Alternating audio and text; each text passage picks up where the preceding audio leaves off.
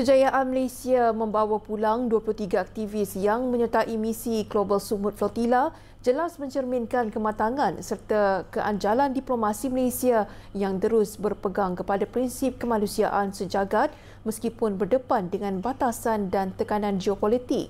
Pemerhati Hubungan Antarabangsa dan Politik Universiti Utara Malaysia UUM, Nur Ashikin Yusof berkata, langkah ini bukan sahaja menunjukkan kecekapan saluran diplomatik negara tetapi turut memperkukuh imej Malaysia sebagai negara yang tegas mempertahankan keamanan dan nilai kemanusiaan selaras dengan pendirian dasar luar negara yang konsisten dan berprinsip.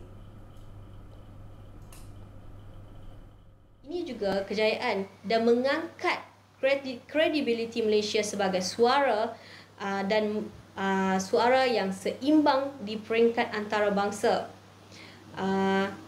Malaysia juga kini dilihat sebagai sebuah negara yang mampu memainkan peranan yang penting dalam diplomasi krisis. Walaupun tidak mempunyai kekuatan ketenteraan yang besar, kejayaan ini telah menunjukkan bahawa penghormatan terhadap Malaysia dengan kebijaksanaan dan prinsip moral yang sangat kukuh dan tegas. Mengulas lanjut, Ashikin menjelaskan bahawa kekuatan Malaysia terletak pada keupayaannya membina jaringan antarabangsa yang luas, mengekalkan hubungan baik dengan pelbagai negara dan blok kuasa besar serta mengamalkan dasar luar yang konsisten, bebas dan pragmatik. Beliau menambah bahawa sejak merdeka, Malaysia sentiasa menekankan prinsip neutraliti, keadilan dan keamanan serantau menjadikan negara ini rakan yang dipercayai oleh pelbagai pihak di pentas antarabangsa.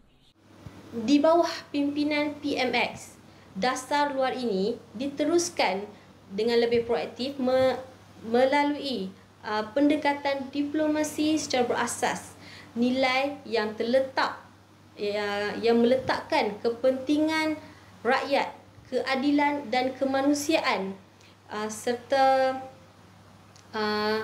menjadi kekuatan sebenar yang menjadikan Malaysia ini dihormati di pentas dunia.